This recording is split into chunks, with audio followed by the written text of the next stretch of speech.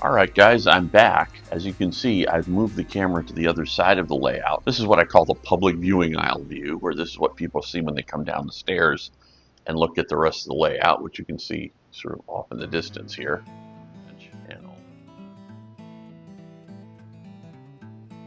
This siding going to the condensery building, which is this large brick building with the clapboard white box on the roof for the second floor. This spur was not getting power the other day during the operating session. I don't quite know why. It was running before when I tested it. During the session, I dove under the layout and checked, and it had feeder wires there, and the feeder wires are connected. I suspect what might be happening is the clips that connect the feeder wires to the bus wires have failed somehow or come just a little loose. They might have gotten bumped, something might have happened. So I'm going to check this and see, as we did with the turnout, we're going to try to recreate the problem first. But before I try to test the wiring here, let me try real fast just to quickly clean this track off. It's possible that this was just a dirty spot of track. I thought I had cleaned all the rails before the operating session, and what I'm seeing is there was a couple of places I missed, and this might have been one of them. We've got our old friend 4551 set up here.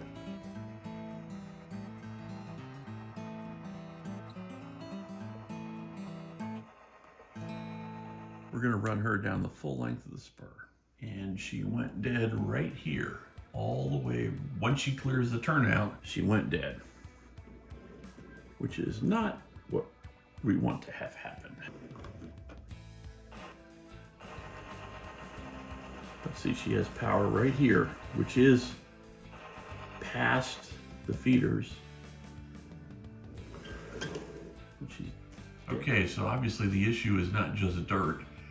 We have an electrical issue of some sort. Now, the easiest way to check this is to take a couple of jumper wires and go from a track that we know works, say here, to the track that is dead, which is here. And we're going to try that. And I actually have green and white jumpers, which match the color of my bus wires. Although that is not important. The electricity doesn't care. And look at that. There we go. Jumped right away. So what that tells me is it's the feeder going to this rail. That's the problem. All right, I've done a little more investigating here. And as you can see down here by the creamery, so this is the track that ends up dead ending down by the condensery.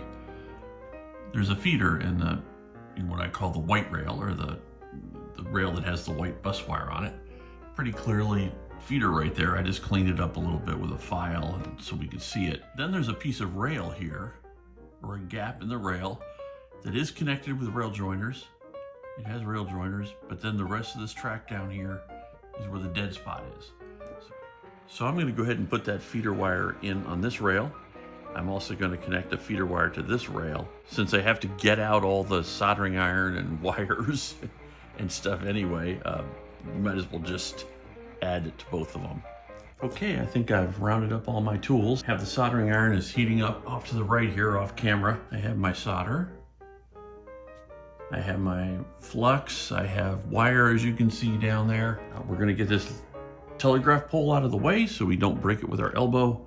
We're going to drop the feeder over here. It looks like a good spot for it based on the framework below the layout. And the first step is to clean up the side of the rail, because this rail is finished, so it's painted and it's weathered, and we want to get the paint off so we have a nice clean solder joint.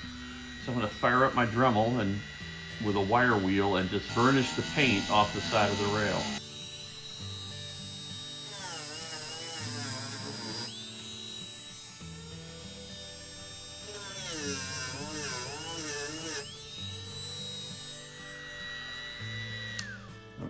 The next step is to drill a couple of holes alongside the rail, as close as we can get to the base of the rail without actually touching the rail. And go straight through the cork and the plywood. All right, you can see where those two holes are. Next, remembering our color coding, and in my case, the white wire is this rail, and the reason for that is as it works its way through the entire layout, going around the whole layout in a circle around the room, the white wire is closest to the wall. and the green wire isn't closest to the wall, so it's white for wall and white for white, right? White wire. So that's how I remember it. Pretty cheesy way of remembering it, but it works for me. I'm going to pull through enough wire that there's more than enough to reach the bus wire down below. It's really not that far, but it is basically over here. It is just on the other side of where the green wire spool is sitting. That's the white wire installed. We repeat the process for the green wire.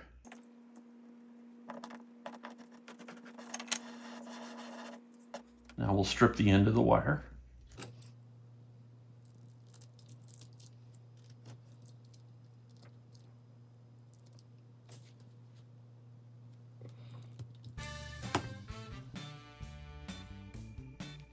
And I like to twist the ends a little bit before I tin it. And we apply some flux to the wire. We'll go ahead and tin the end of the wire first.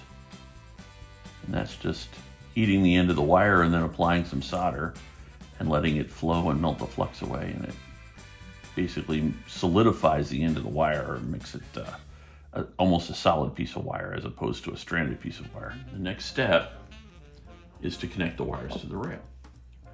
Okay, I've zoomed in on this a little bit, so hopefully you can see this without my hand getting in the way too much. As I said earlier, I'm left-handed, and although I can do a lot of things with my right hand, there's just certain things that seem more comfortable with my left hand for me. So I actually play golf right-handed. I use my mouse on my computer right-handed, but anything involving a pen or writing or anything holding an object like that, I really prefer to use my left hand. And so you notice I've done one bend, a 90-degree bend in the wire here, and now we're going to do another 90-degree bend that way, or roughly 90-degree bend, maybe more like a 70-degree bend.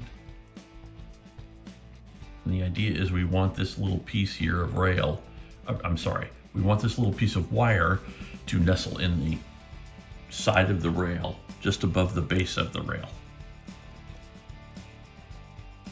I apologize that my how-to camera work is not up to snuff. I am trying to get better at it. But as I said before, this YouTube channel is worth every penny you're paying for it. I just like to share what I'm doing and what I've learned and stuff with people, and hopefully it'll help them with their railroads. And if that means that sometimes my camera work's a little lousy, then my camera work is a little lousy.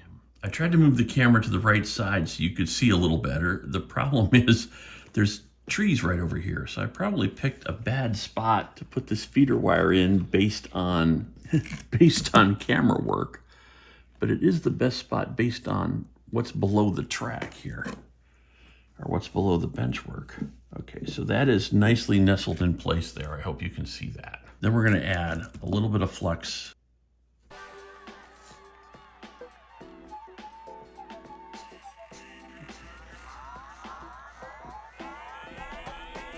If anyone wants me to do something on adding feeders or doing any of this stuff, anything I show on the channel or mention on the channel, and you want to see a how-to video on how to do it, I'm happy to just do a demonstration on a diagram of a piece of track or something, and that way we can you can see it without looking at the back of my hand. So now for this green wire, I'm not going to repeat the process and show it again because I have to go over to the other side of the layout.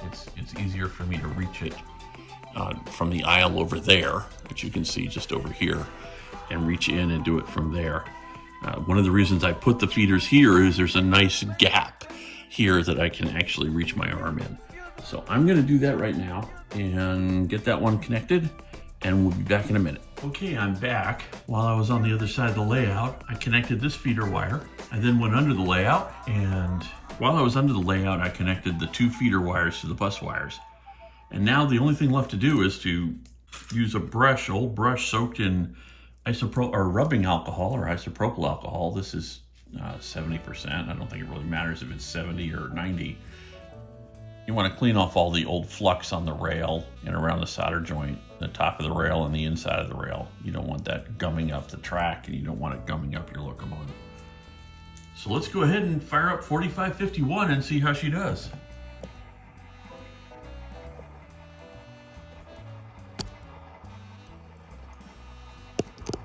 Now you recall, the spot we were having trouble, the engine stalled right when it got past the clearance point for the gap at this turnout down here, the crossover, and got to this point right here. So let's see if it can get past that. If it can get past that, I think we're good to get all the way to the other end of the spur here.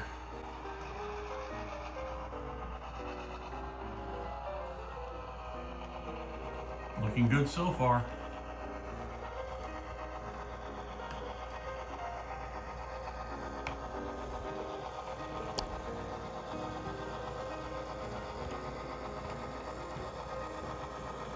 You'll notice the spot where we just installed those two new feeders.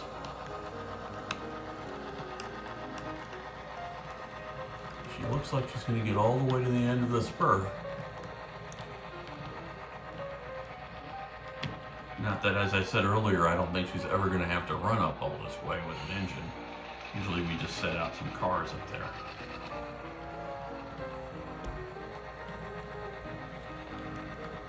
I should note I knew that I had wired this before because I'd run locomotives on it before. So when I was under the layout, I noticed there was indeed a pair of feeder wires from the spur to the bus wires.